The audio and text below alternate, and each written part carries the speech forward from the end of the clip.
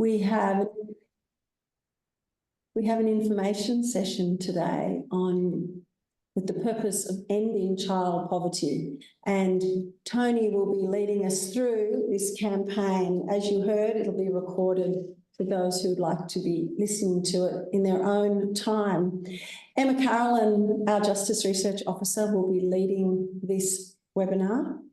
And you would know that advocacy for marginalised youth has been something of one of the focus that we've taken this year, especially around detention of young people.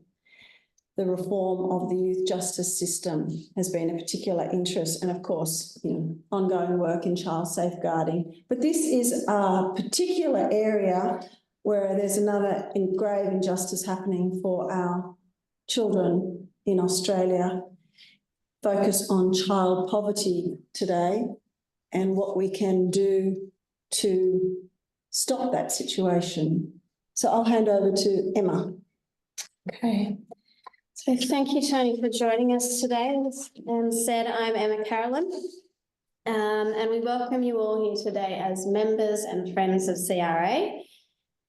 We are called by our faith to protect the dignity of all people, and in a special way, the dignity of children who are innately vulnerable. So today, Tony will give us an overview of the situation that Australian kids are facing, how the End Child Poverty campaign came about, its goals, and how you can support this campaign to transform the lives of Australian children. Before we begin today, I'd like to start with an acknowledgement of country.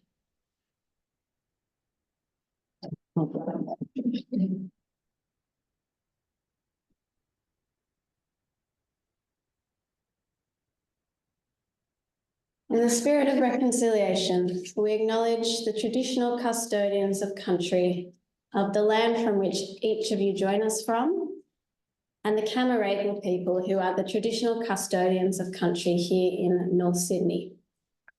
We recognise their continuing connections to community, land, sea and sky since time immemorial. We pay our respects to all generations of First Nations peoples who have protected and preserved the spirit of the land and the life forms that are part of it for over 80,000 years and continue to do so today.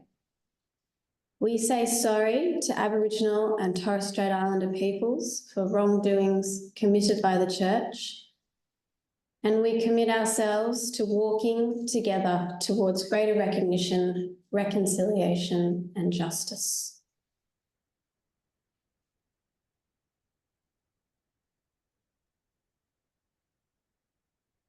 I also have a prayer for us today. This is a prayer that Pope Francis gave in his message for the first World Children's Day in May this year, where he called us to remember those who are being cruelly robbed of their childhood, children who are experiencing hunger and thirst, those living on the streets. He called us to hear their voices, for amid their sufferings, they remind us of reality, with their tearful eyes and with that tenacious yearning for goodness that endures in their hearts. He prayed these words, "Come, Holy Spirit, show us your beauty reflected in the faces of children all over the world. Come, Jesus, you who make all things new, who are the way that leads us to the Father. Come and remain with us always. Amen."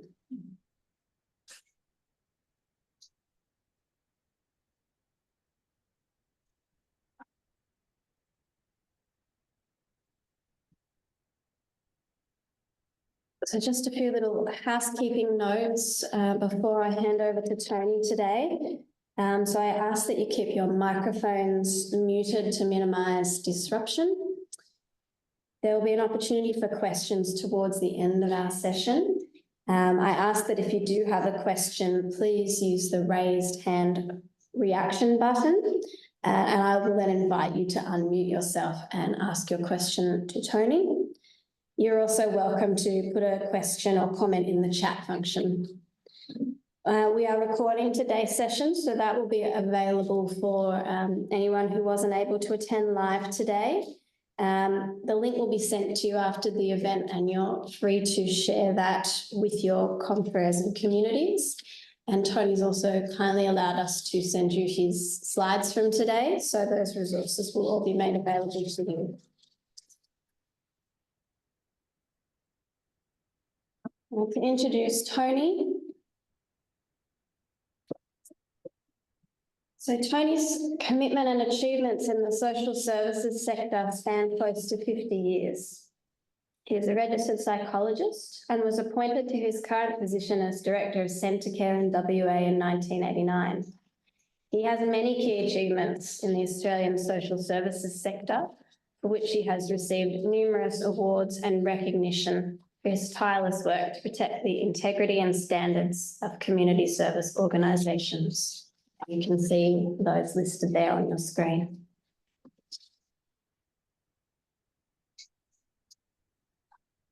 In 2016, Tony founded the Valuing Children Initiative, which aims to raise awareness about the value of children and the importance of creating a society where they can flourish. In 2018, he became concerned about the high level of child poverty in Australia and the lack of action to resolve it. Since then, he has written and presented papers on the topic, resolved to work towards establishing a legislated response to child poverty, and formed a national leadership team to participate in that work. In April of this year, together with the Valuing Children Initiative team, the End Child Poverty campaign was launched, and Tony will share with us today much more about this campaign. So that's enough from me. I'll hand over to you now, Tony. Thank you very much, Emma, and thank you, Anne, for the opportunity to present today. And before I start, I'd like to acknowledge the traditional owners of the land from which I'm speaking, the Whadjuk people of the Noongar Nation, and pay my respects to the elders past, present and emerging.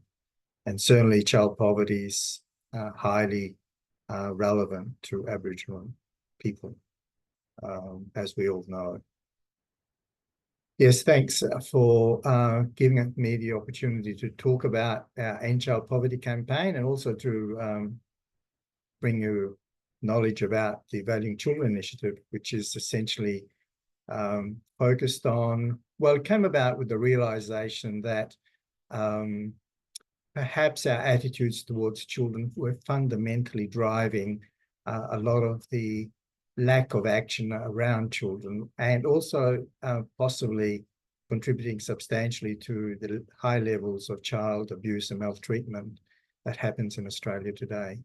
And my view was at the time that unless we began to see children in a different way, and to see them as fellow citizens, and to see them in a way that we value their contribution to our society, not just in relation to the future, but to the present, because having a society without kids would be unthinkable.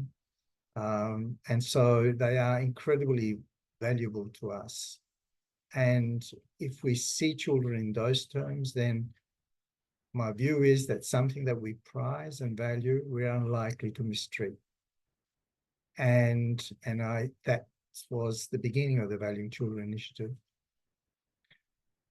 As Emma rightly says, in 2018, I was at a conference, and I realized that, and the topic was on the End Child Poverty work that was being done in New Zealand at the time, and their Child Poverty Reduction Act, which has now been in operation for a few years. And it occurred to me that all the conferences I've been to and all the discussions I've participated in, child poverty was hardly ever mentioned. In fact, the word poverty itself had pretty much disappeared in the Australian discussion. We talk about, the marginalised, we may talk about low socioeconomic groups. We will use any word other than poverty. And I found that curious. And I felt that it was a way of sanitizing, if you like, the negative feel that comes with talking about poverty itself. And when I started researching it a bit, I realized that the fact that we hadn't been talking about poverty was not an accident. It was actually an instruction at the federal level to bureaucrats at the time that they ought not to use the word poverty, and bit by bit the word poverty sort of disappeared. So what makes that important is that unless we can actually talk about it, and unless we can focus our attention on it, then we're unlikely to do much about poverty itself. What brought about the End Child Poverty campaign was the realization also that the long-term impact of poverty on children is significant, and it impacts not just in the short term, but in the long term. Can impact on a person's life for the rest of their life. So the End Child Poverty campaign is, I'll just see if I can move to the next slide, tries to bring attention to the fact that we now have in Australia over 800,000 children that live below the poverty line.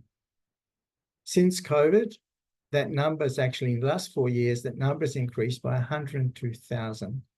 And that's a figure that when we asked Bankwest Curtin Economics Centre, the Curtin University Economics Centre, to do a research on us on looking at child poverty in relation to, especially in relation to homelessness and housing, it was a figure that they came up with, that since COVID, we have an increase of 102,000, which brought the total to over 800,000 children. Over 200,000 of them are in abject poverty. Sorry, I'm trying to get this slide. So the impact, as I said, on poverty on someone's life is significant. So the likelihood of a young person getting a job is 11% lower if they grow up in poverty, and 30% if you grew up in severe poverty. So it impacts on your ability to maximize on your potential. And there's a number of reasons for that. And that is primarily around the fact that developmentally, generally children who are born in poverty and spend the first 3 or 4 years of their life in poverty, especially in severe poverty, they are developmentally affected. And when they go to school, they start far behind other children and never really catch up. But there's also other issues around living in poverty. I'm having problems with this a bit. So, can I go back there? Okay.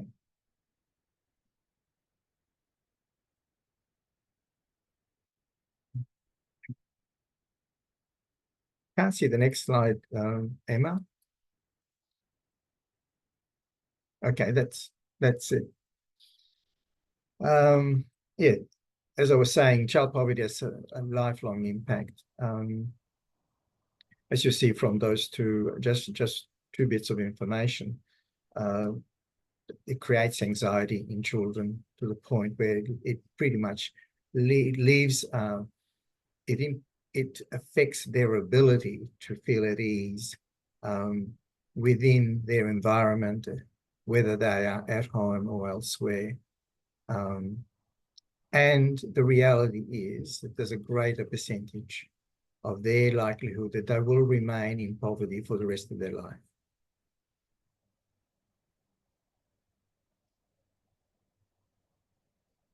Don't know where to click to get the next slide. Emma, could you do it for me? Okay. This relates to WA because that research that we did that was released earlier this year, just in the last couple of months, from the Curtin Economic Centre, is probably the one that gives you a feel of what's happening. In WA, child poverty will increase 11.8% it increased 11.8% in 2022 and 15.2% in 2024. So you can see that it's actually going up. And that's going up primarily because of the rising cost of living, especially around housing and rental costs. So what that means is that in WA alone, there'll be another 21,000 children in poverty. Now, you can imagine that that's not limited to WA, given that the costs of rentals and housing generally in Australia has risen across the board. And so that those numbers are likely to be up substantially. And that's why I think the research show that there'd be that substantial increase of 100,000 or so children across Australia that are likely to be in poverty, increased poverty. So Emma, the next one.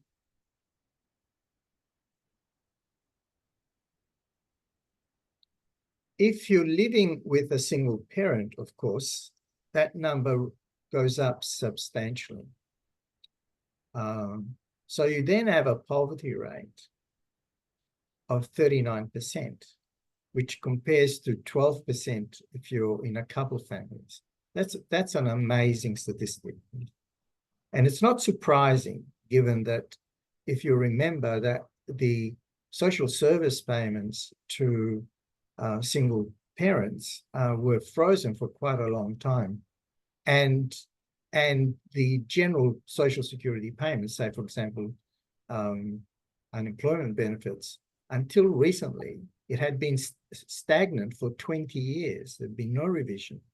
Consequently, more and more families were pushed into poverty, not because they were, some people might say they were lazy or that they were just not willing to work. It was purely because of their circumstance. And as you can see there, if you're a single mother, and generally it's a mother with children, your children and yourself are going to be in poverty. Next slide. Okay, so our questions in relation, the questions it raises for us and in relation to the campaign is, so who are we talking about, So when we relate to child poverty, we're looking at children from 0 to 17 who are below the poverty line. And why is it an urgent that we do something about it? Well, it's urgent because every day that we don't act means that children's health and well-being is impacted upon. There's real suffering going on in our communities, and it's suffering that can be avoided. We have to ask us this very simple question, and that is, when is it okay to leave a child in poverty? Because it seems that our society quite knows about it, but tends to avoid it. And our politicians especially tend to avert their eyes from it altogether. And knowing the suffering that creates, knowing the mental health issues that it creates for young people and their physical health issues that it creates and problems that it creates for them, due to the fact that often they don't eat this as well as other children that are not in poverty. They don't have the opportunities of sport even that other children have. It does have an impact of them both mentally and physically. And so it creates an issue for us. This is a problem, and this problem needs to be resolved. So how can we do that? We know that the only way to bring about change is through articulating what the suffering is and what the needs are, and then how can we go about resolving it. Children can't do that for themselves. If you think about how us adults operate in community, we often speak out about the needs that we have and how those needs can be met. For example, we will see we will have demonstrations in the street about issues like climate change, issues like domestic violence, and a whole heap of other serious issues that we face as a community. But I haven't yet seen, and I might be wrong, but I've never yet seen a march in the streets that talks about the poverty of children in this country. Nor have I seen a similar sort of high-level articulation of and public expression of concern, even in relation to important issues like child abuse and maltreatment. And I think children can't do that for themselves. They rely on us adults to do that. And the campaign is about doing that. It's about raising their voice. It's about raising their need, and also then saying what we can do about it. Next slide, please, Emma. Thanks. So what do we want? We want legislation. We want, similar to New Zealand and some other countries, we want our government put into legislation a commitment to effectively engaging with child poverty and reducing it. During the Hawke government years in the late 1980s, early 90s, child poverty was reduced in Australia by 8%. It went from 13% to 8%, sorry, about 7%, but it went from 13% to 8%. Now the child poverty rate in Australia is 17 to 18%.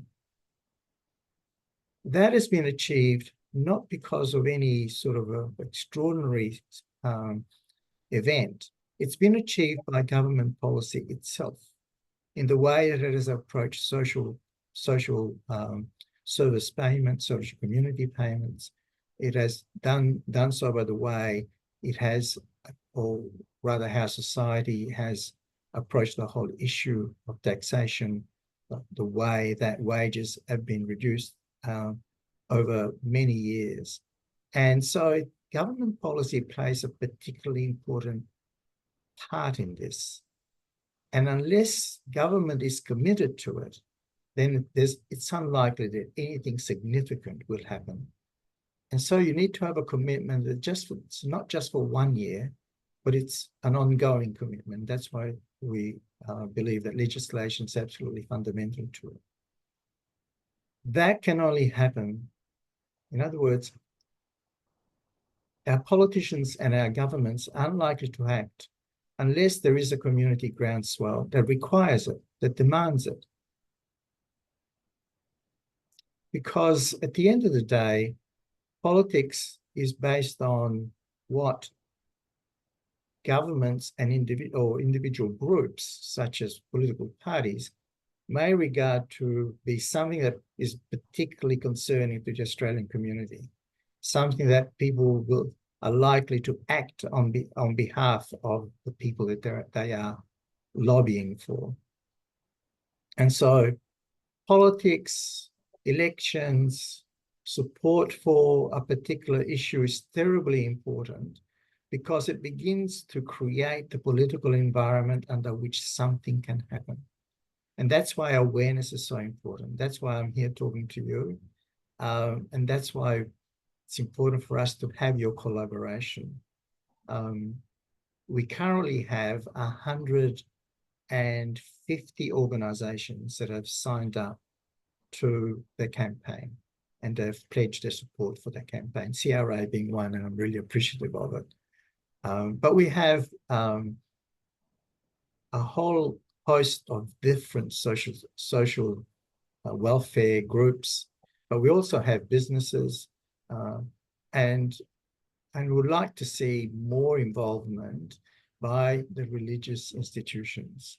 I think, for example, CRA has a membership of what, 150 organizations, something like that. Can you imagine, at the moment, we've got 150 campaign partners. If each one of those organizations were to actually pledge their support for the campaign, we would have 300 organisations that would be supporting the campaign. We have a number of very large peak bodies, such as Family Relations Australia, Brotherhood of St. Lawrence, St. Vincent de Paul Australia, etc. We need their membership as individual members to also participate, because it's in that collaboration and that mutual support. And that collaboration isn't just about a sort of pledging support with putting the logo on, but it's like CRA has done, giving us the opportunity to talk to others and to spread the message themselves, if we believe that this is an important issue. And I think it is an important issue. I'm sure you would agree with that. Emma, next slide. So at the moment in Australia, we don't measure poverty.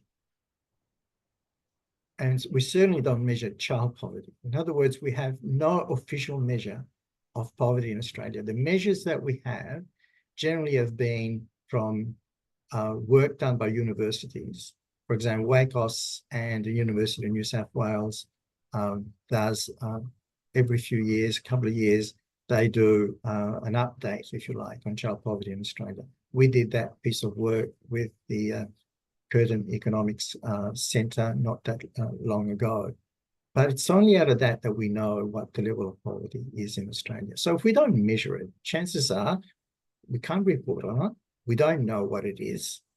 The Australian community is not informed of it. And unless we are informed, unless the Australian community knows about it and knows where we are with child poverty, then it's unlikely that we will actually address it.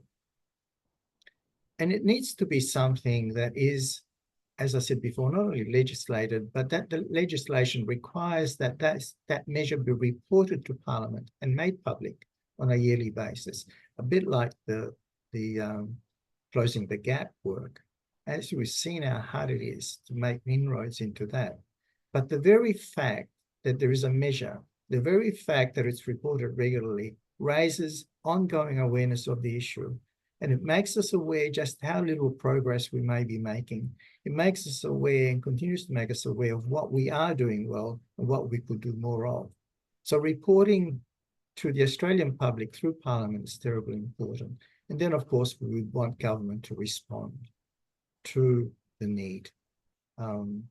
So that's what we're working towards, or we would like to see happen ultimately. Emma, next slide.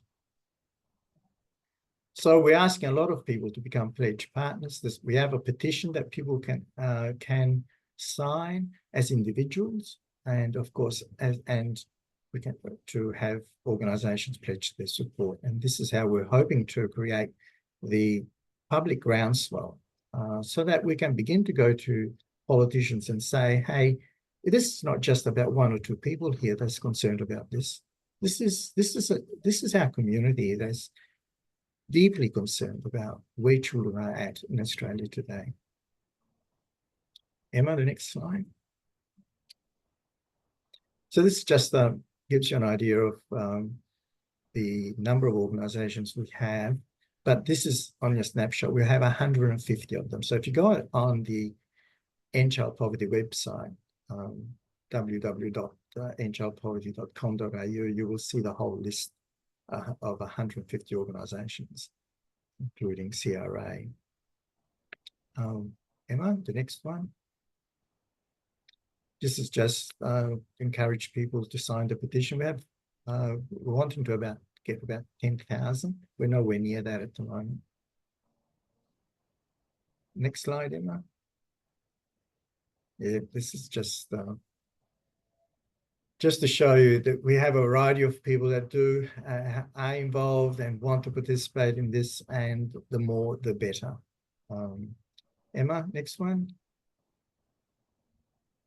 We've had quite a bit of media on this, and the storytelling and personal narratives. We've tried to use narratives of individual stories. If you have any, please let us know, because I think that brings the humanity of it to the issue.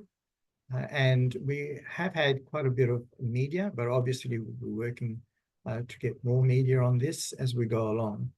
but it's an issue that isn't easy to get up, because like so many things, we try and sort of, there isn't a lot of interest sometimes in things like poverty. So the challenge is to create the content and to approach it in a way that the majority of Australians can relate to. And I think we've had some good successes with it. Not that long ago, we had the ABC that had a poverty campaign, some research done on that. That was on their podcasts. It was on all their news items. And I think it was a successful event. But I think we need so much more of that. But more importantly, I think what's important is the ongoing discussion and mutual support for those of us who want to see something done about this. Emma, next slide.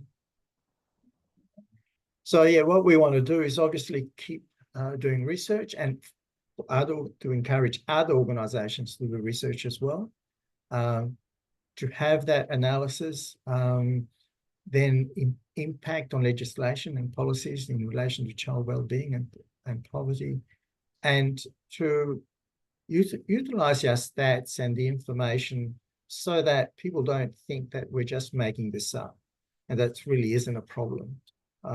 We want credible research to help us push the message. And I think you will find resources on our website for you to be able to do that within your own systems.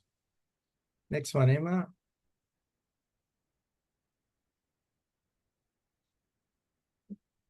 Okay. Well, the Australian Institute, which is a think tank in Australia that did a research for us not that long ago. It asked over 1,000 Australians in relation around child poverty and asked them certain questions. And if you see there, the results are amazing. 4 out of 5 Australians support the Commonwealth Government regularly measuring and reporting poverty rates in Australia. 4 in 5 Australians agree that income and support payments should be set at a rate that doesn't cause any child to be in poverty. That Australians are highly concerned that Australia has a high child poverty rate compared to other developed countries. I mean, when you look at that, when you look at where we are as an Australia in relation to child poverty among OECD countries, right? This doesn't involve Africa or Asia, but among our OECD countries, Australia is a fair way down, right? Because we have such a high child poverty rate, we've got 1 in 6 children living in poverty in Australia. Denmark has got something like 3% rate. Finland's even less. We sometimes believe that in Australia, we live in a lucky country. We're doing well. Everything's going okay. And then you look at this. Then you look at these rates, comparatively speaking to other countries. And we're not doing as well for our kids as we think we are. We can do a lot better. We can do a lot better. And we have the capacity, we have the means. We're a rich country. But somehow, for some reason, we've allowed so many children and so many families to drop into poverty. And it's not okay. It's not okay. We can't just sit back and think that it's okay. It's not okay. And if we didn't have the means, you could say, well, what can we do? But we do have the means. We have the means. We are, let me think, the 13th largest economy in the world. The individual adult wealth in Australia runs at around, on an average of $400,000 per adult. We're not a poor country. but we have a substantial number of people in poverty. And that is a choice. That is a choice. For too long, the poor have been demonized. You will hear, when I say to people that we have 1 in 6 kids living in poverty in Australia, nearly 70% of our kids are living in poverty, they can't believe it. And they say, that can't be right. Well, it is right. And we need to do something about that.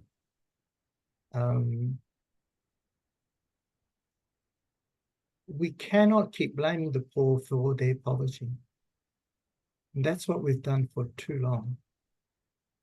You know, people are, you know, they're lazy. We've had our senior leaders in our country talk of people as lifters and leaners. Guess who the leaners are? This has been going on for a long time. And it's as if we've accepted it as just what the way things necessarily are. But as we all know, where there's a will, there's a way. And there's certainly a way in relation to ending child poverty. Emma, next one.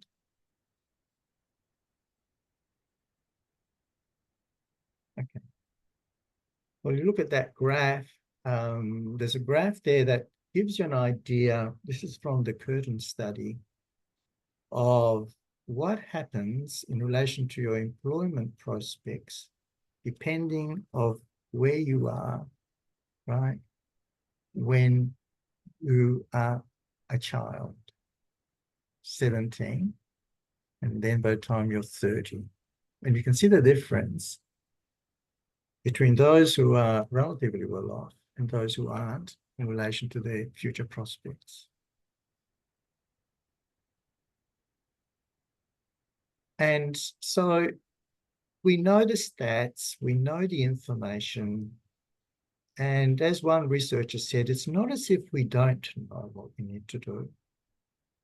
It's just that there isn't the political will to do something about this. So the campaign is about creating that will. That's all this campaign's about, creating the will. And we know that the will only happen when we together work towards creating the groundswell and the communication that allows our decision makers to say, this is something that we have to respond to. They won't do it if we do it individually. And we're not seeing this as a short-term bit of work either. We know that this will require, we're focusing more not on this next election, but the election after that. Because we know that this requires a lot of work and we will need a lot of cooperation and support. Okay, Emma, next one. It's pretty close to the end, I think. And so I guess for us, it's just essentially what I've said, you know, we need to together create, I guess, that sense that we want to, we recognize that there's an issue, we want to respond, we want to do something about it. And especially in relation to children. Children can't do it for themselves. They rely on us adults. We create the conditions under which they live. We create those conditions. We have the power in the system. And we have it as individuals, we have it as organizations, and we have it as a society. We have the power. It's about how we exercise that power. And it's about having that conviction that our children are valuable. They are not just secondary thoughts or secondary considerations. They ought to be a forefront of our considerations. So our call to you is to help us, but also see how you can create your own networks and your own ways of spreading this message. And we've got a lot of information on our website, social media tiles and a lot of information, reports that you yourselves can use to then spread the message among your groups and to let others know why this is important, and those who can and those who wish to sign the petition, and for organizations there's an organization involved, for them to pledge their support and continue the work.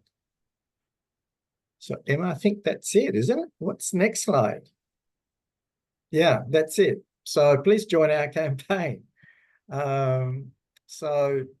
there are any questions, happy to answer them. Any comments, I'd be interested to hear any comments as well. If you just unshare it. Thanks.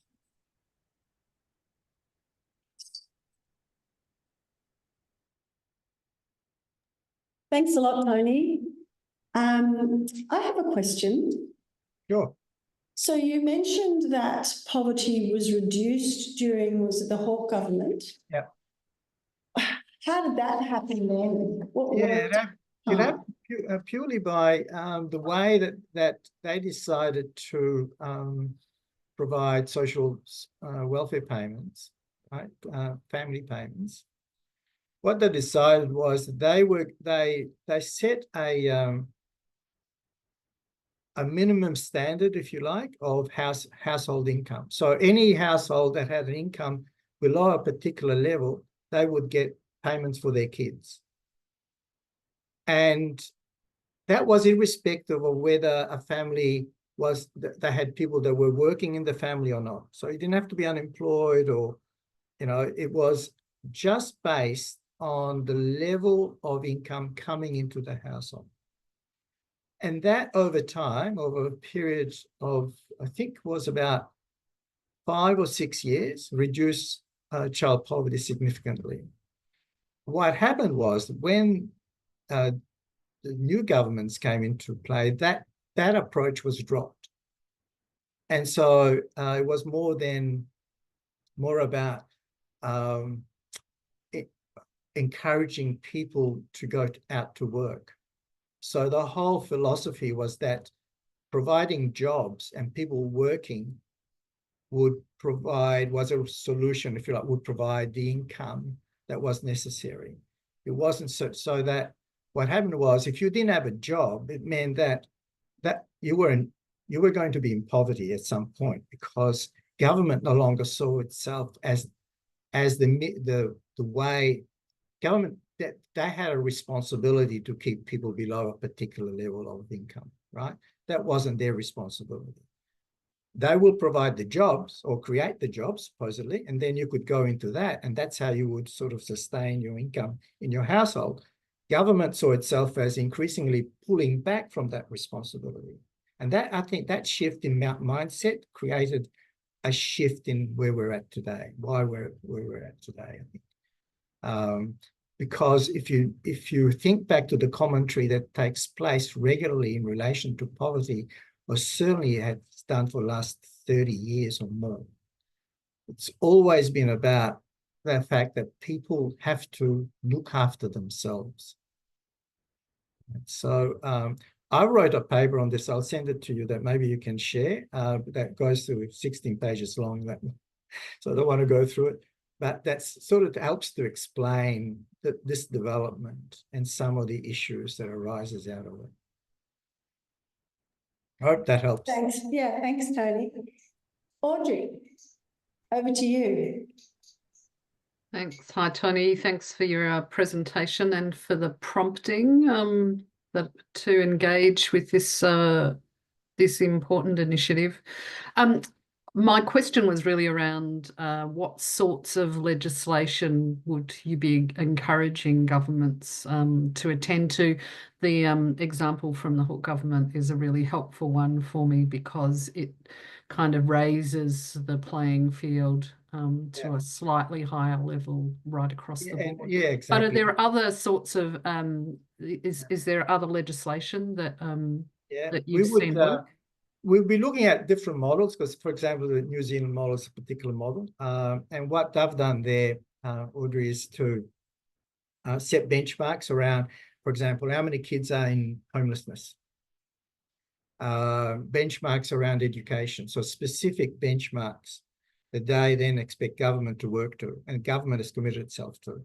The legislation in New Zealand was actually passed by both sides of government. There was one abstention, right? Which is quite amazing. And that's where I think our lack of action on this is more almost like a cultural thing within the way that we've developed our social mindset around these issues, so that we've seen it almost like a political football where it just goes between, we're not working together to resolve it. It becomes sort of, yes, you should do this, and the other one says, no, you should do that, rather than how can we resolve the problem? Do we believe that there's an issue? Do we believe we have a responsibility to our kids? And I think bringing that shift is the first step, I think, in terms of our political situation. And I think that's part of the campaign. But the other one is developing specific measures that we will, and specific targets that we would want government to look at. We're in the process of developing those, but that's where we want more people involved as well in helping us to develop what those measures should be. So we've got some significant groups already involved, like Brotherhood of St. Violence, etc. So we're at this stage of the campaign. At the moment, it's about getting people involved and raising the awareness. Over the next couple of years, it'll be about how we're going to develop this. There is, for example, this professor we're hoping to bring to Australia that has developed specific measures. And she was actually in Australia not that long ago. She came, can't remember who brought her out to Australia, but it was her expertise is developing measures around around poverty. And our governments can actually measure poverty and then respond to it. So there's fair amount of work being done in those areas, and that we can get a hold of and work with, and then work together to create a framework that we believe then government would work to, if they were willing to accept it, or at least accept that there's a responsibility there to do something.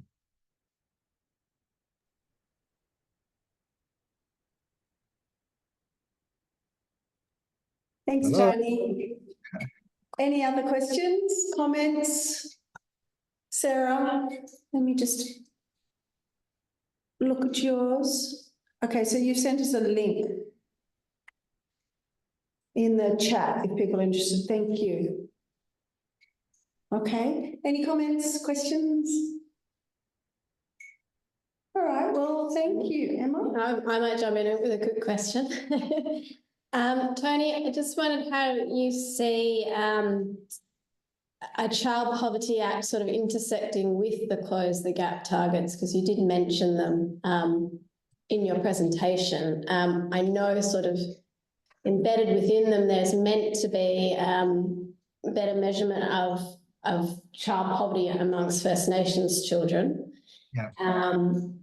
I suppose, is anything happening there that can sort of be extended to all children, or? Yeah, yes, absolutely. I think one of the traps can be, you can see this as two separate things, poverty and child poverty, certainly within Aboriginal communities, is fundamental, and the percentage of children or Aboriginal children child poverty is far more than 17%, as we would know. And so we see these as complementary things. We see it as pretty much, we want the whole issue that children need to be responded to be valued, irrespective of their skin color.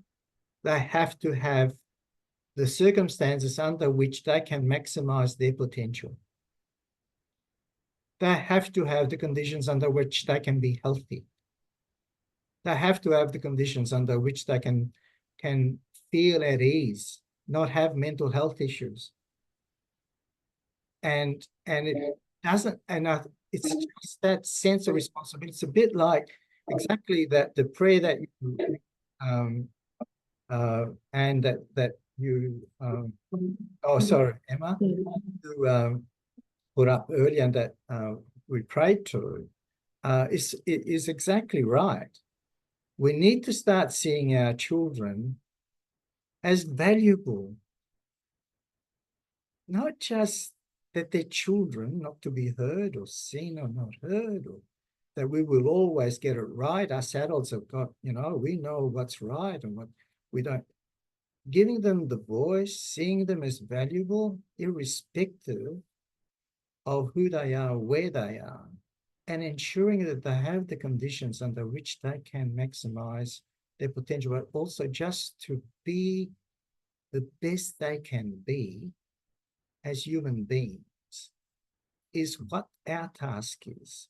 So the two things, our campaign, the closing the gap, I mean, we're arguing, we would be arguing with you about closing the gap, because if we don't get that poverty under control within Aboriginal communities, then we're still going to have a whole heap of kids that are going to be in poverty.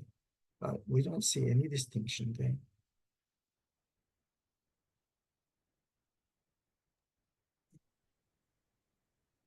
Thanks, Tony. Are there any final questions or comments? Thank you very much, everyone. Yeah, thank you, Thanks Tony. for, just finally, just thank you very much to CRA for giving me the opportunity to have a chat with you guys. I would encourage each of your members to join up. Just send out your logo and just go into our website, pledge your support, join up, so that we can show our community just how strong and how important this is and how people feel about it. Yes, it's very easy to add your voice to this campaign. Oh, yeah, I think so. Letting people know it is. Yeah. All right. Thank you, everyone who's attended everyone. today. We will be following up with an email with Tony's PowerPoint slides, a link to this recording, and you're welcome to share that, and please do share that widely in your communities. Right, yeah. Thanks for the work you're doing, Tony, and the work I'm sure you're all doing. And for your work, and let's keep in touch. Thanks a lot. Have a good afternoon. Bye. Ciao.